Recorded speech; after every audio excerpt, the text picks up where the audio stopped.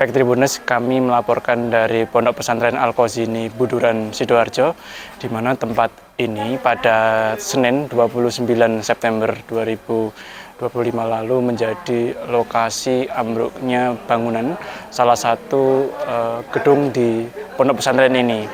Saat ini petugas masih terus melakukan proses pencarian, yang mana petugas tersebut merupakan gabungan dari beberapa personil lintas instansi. Untuk lebih detailnya, marilah kita dengarkan secara langsung penjelasan dari PBD Kota Surabaya yang pada kesempatan ini juga menjadi salah satu bagian dalam proses rescue.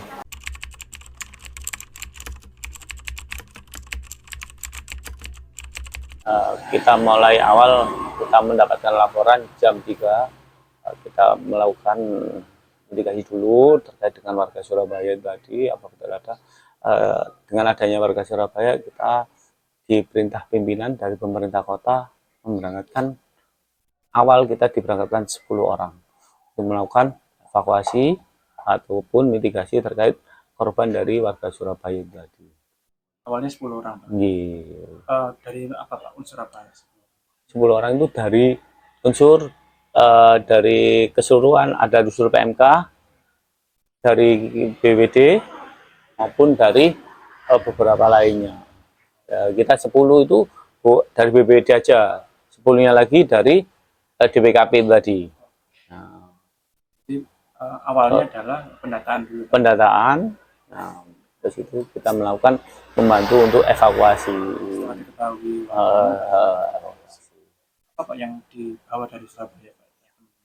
Kemarin kita dari DPKP kita membawa unit alat tempur, alat potong maupun alat untuk menaikkan beton itu tadi, untuk menembus dari korban tadi.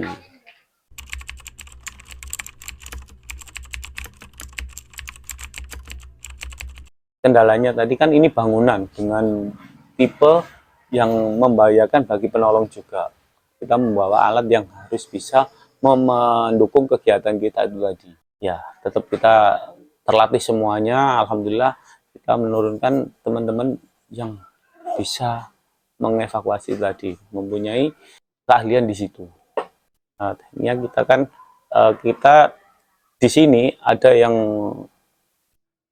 lebih Basarnas itu tadi, kita di bawah naungannya Basarnas, karena yang Command Centernya itu di Basarnas itu tadi. Ya, kita di bawah perintahnya beliaunya. Kita setelah dia memasukkan aman Basarnas, kita harus membantu tadi. Kita membantu tadi.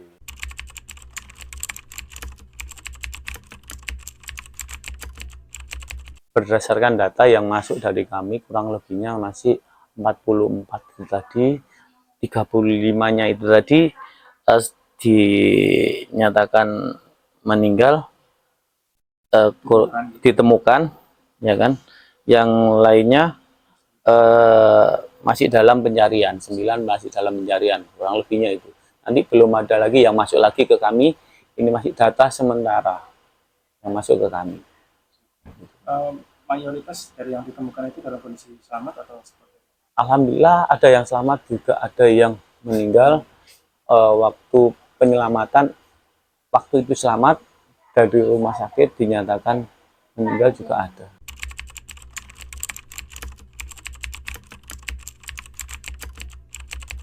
Nah, kesulitannya kita kan di dalam reruntuhan itu tadi, kita juga mengancam nyawa kita juga sebagai penolong. Teman-teman Basarnas mengutamakan safety dari dirinya sendiri penolong. Dan sampai kita menolong seseorang yang menjadi korban, kita yang menjadi korban si penolong. Yang itu kemarin sempat Pak ya, dengan wali murid nggak, Mas? Iya, rincuhnya wali murid kemarin kan sempat kok yang kerjaannya sedikit. Kita mengutamakan kalau di situ ada getaran bego main, kita nggak akan main, ya kan? Ya, karena getaran tadi di bawah, karena betonan ini sudah retak. Apabila kita masuk di bawahnya, apalagi di lorong, ini ada getaran lagi, retakan tambah besar, kita menjadi korban, kita mengurangi itu tadi. Makanya teman-teman bekerja ini kan berdasarkan safety-nya itu tadi. Jangan kita masuk itu melihat situasinya ini aman buat penolong nggak. Kalau nggak aman, kita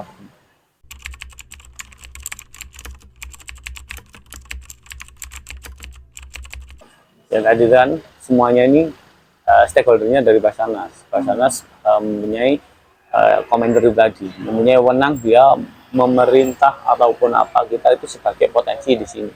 Lanjut, kita menolong, kita diarahkan kita tadi dibagi beberapa SRU, SRU 1, SRU 2, beberapa itu tadi. SRU 1 wilayah di dekat pintu tadi, arah masuk. Yang SRU 2 di belakang. Jadi kita bagi itu tadi, mana yang lebih terutama yang masih dinyatakan hidup.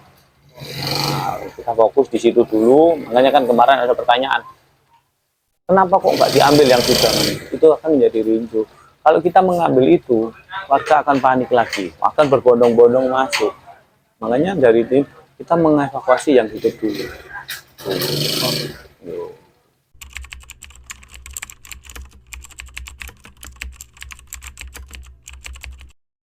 Haikal, nggih. Ya, yang kita menyelamatkan Haikal itu kan adik Haikal sendiri kita selamatkan. Kita tetap komunikasi, kita kasih minum itu tadi. Kita sempat berkomunikasi. Dia bilang, Pak selamatkan saya. Oke, kami tetap keselamatkan. Kami bisanya ngasih minum dulu. Kami kasih minum. Tetap kami kasih minum. Yang hidup lagi kami kasih minum. Tetap berkomunikasi. Akhirnya kan sambil adik Haikal dikasih, sudah adalah suara berikutnya. Juga masih hidup. Makanya kan kita mencari celah yang gimana bisa masuk itu tadi. Posisinya di mana itu? Nah, Haikal tadi posisinya ada di kita membuat lorong itu tadi. Ada Haikal kan pas pintu masuk tadi itu ada sebelah sini ada celah dikit itu masuk situ, kita membuat lubang sampai kita membuat lubang karena apa? Kita pertama tidak membuat lubang, adik Haikal tadi terhimpit dari teman-teman Basarnas. Ini terhimpit gimana caranya kita bisa untuk masuk. Itu tadi sudah masuk pertama, kita sudah berusaha untuk mengeluarkan, tapi keadaan himpitan tadi kita nggak bisa. Kita pikirkan akal lagi, gimana caranya teman-teman Basarnas bisa masuk tadi. Kita berkoordinasi gimana teman-teman Basarnas. Oke, kita buat lubang. Ini tingkat keamanan juga diutamakan. Akhirnya caranya Keluarnya dibuat lubang kira-kira dalam 1 meter. Kita nerobos sistem kayak lubang. Lubang itu tadi kita masuk. Sistemnya adik Haikal sempat ngomong di situ. Saya nggak bisa keluar, terhalang Vario. Vario itu adalah korban juga sampingnya beliaunya. Nggak ada di Tadi Haikal sampai bilang, saya terhalang Vario di sini. Kan sudah halu karena beliaunya kan sudah capek ya. Seorang anak kecil lalu capek kan halunya gitu. Vario tetap kita, ya bentar, kita menolong sampean, tenang ya, nggak usah banyak bergerakan. Karena beliaunya juga sakit, waktu kita tolong, teman-teman nolong itu tadi, beliaunya kesakitan. Bukan Vario, Mas. Ya kan, orangnya besar. Halunya kan dia bilang, ada Vario, saya nggak bisa keluar. Padahal itu korban yang terhimpit. tapi akhirnya itu lewat. Nah, itu tadi, ini kita keluarkan dulu. Nah, si korban yang menghalangi Haikal kita keluarkan. Nah, tadi teman-teman tim gabungan tadi dikeluarkan. Setelah dikeluarkan ini korban yang dinyatakan meninggal sama teman-teman Basarnas, baru mengeluarkan adik Haikal dengan jarak. Jadi bikin lubang, Pak. Bikin lubang. Bikin lubang dari teman-teman. Ya, tadi kita menggunakan alat drill maupun alat cetok untuk membuat di drill dulu. Habis itu ada pasirnya kita keluarkan berjalan sambil mencapai komunikasi gimana jangan sampai anak ini kehilangan akalnya. Kalau sudah halnya terlalu nganu kan manusia itu kan golden time itu tadi kita kan menyelamatkan manusia harus diajak komunikasi. Kalau komunikasi sudah tidak ada ya udah. Apa Pak? Terlalu lama halusinasi dampaknya? Ya itu tadi kan orang capek itu halusinasinya kan ada aja kan. Orang di rumah sakit sama aja, orang di rumah sakit kan halunya kalau aku ini sudah ketemu apa ya, itu kan bahaya juga, jangan sampai kayak itu. Makanya kita harus berkomunikasi dengan Haikal, kamu sadar nama kamu siapa, tetap kita panggil itu jadi namanya sadar Pak saya, oke. Sampai kita di Haikal tadi kita berikan infus dengan cara minum sama pihak dokter. Di sini kita ada dokter sampai itu kolaborasi di sini ada dokter. Ini adakah infus? Oke, ada infus yang harus diminum. kita kasih minum, tetap infus tadi juga masuk kepada, tetap kami lakukan komunikasi, tetap jangan sampai bilang komunikasi dengan yang selamat tadi.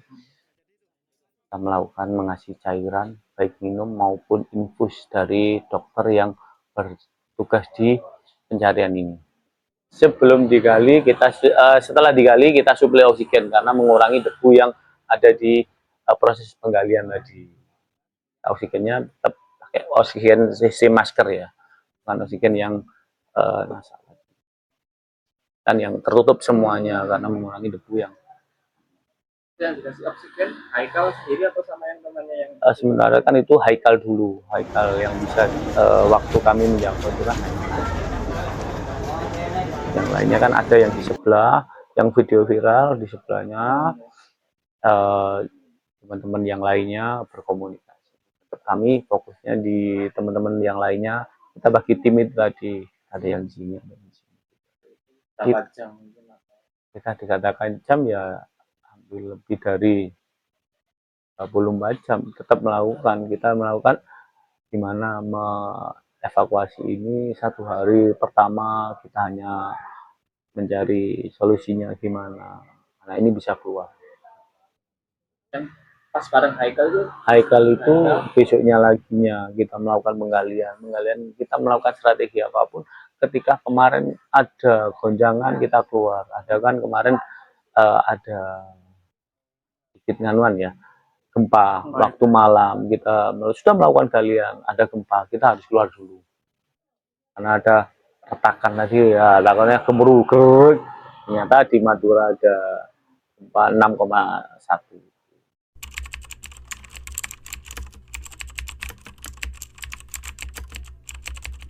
Surabaya alhamdulillah belum pernah terjadi. Makanya kan pemerintah kota untuk saat ini dengan kejadian ini pemerintah kota melakukan mitigasi gedung bertingkat. Jadinya apabila terjadi gedung bertingkat, apa yang kita lakukan? Kita mulai dari sini, kita pembelajarannya menyelamatkan di dalam gedung.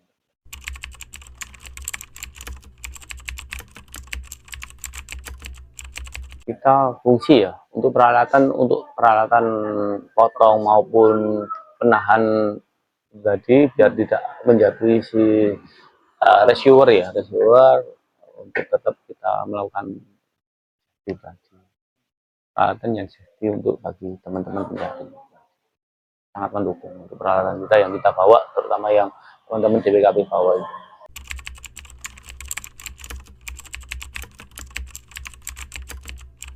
Kita fokus tetap dalam pencarian korban tadi, di mana letaknya. Menurut informasi dari santri sebelah sini, oke, kita cari dengan menggunakan alat berat. Mulai dari kemarin kita menggunakan alat berat. 8 orang yang warga Surabaya. Nah, untuk keseluruhan yang santri yang belum kita temukan kurang lebih 48 santri.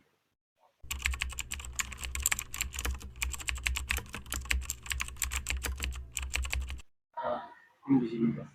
Jadi tetap ya arahannya mencari warga Surabaya sampai ketemu. Mengingatkan untuk keluarganya ya, tetap semuanya itu kami dari petugas turut berduka cita dulu, kita ikut berbelasungkawa untuk pencarian ini, dan dari pesan kami tetap untuk berhati-hati dalam pencarian. Untuk keluarga tetap berbantu kami untuk berdoa aja. Kami petugas berusaha untuk mencari dimanapun keadaannya, tetap kami cari. Baik Tribuners, demikian hasil wawancara kami dengan salah satu tim rescue dari kota Surabaya, Bapak Gusnul Azadi, yang sampai saat ini masih terus melakukan proses pencarian khususnya pada warga Surabaya. Untuk diketahui Tribuners, masih ada sekitar 49 orang yang masih dalam proses pencarian sebagai korban ambruknya Pondok Pesantren Al-Qazini. Sebanyak 117 orang telah ditemukan dengan kondisi 14 orang meninggal dunia dan 103 selamat. Khusus untuk warga kota Surabaya, total ada sekitar 44 orang yang mana 36 sudah ditemukan dan 9 lainnya masih dalam proses pencarian. Berdasarkan penjelasan tim rescue saat ini Pemkot Surabaya masih terus bersiaga di lokasi hingga seluruh korban akan ditemukan nanti. Demikian laporan kami. Download Tribun X sekarang, menghadirkan lokal menjadi Indonesia.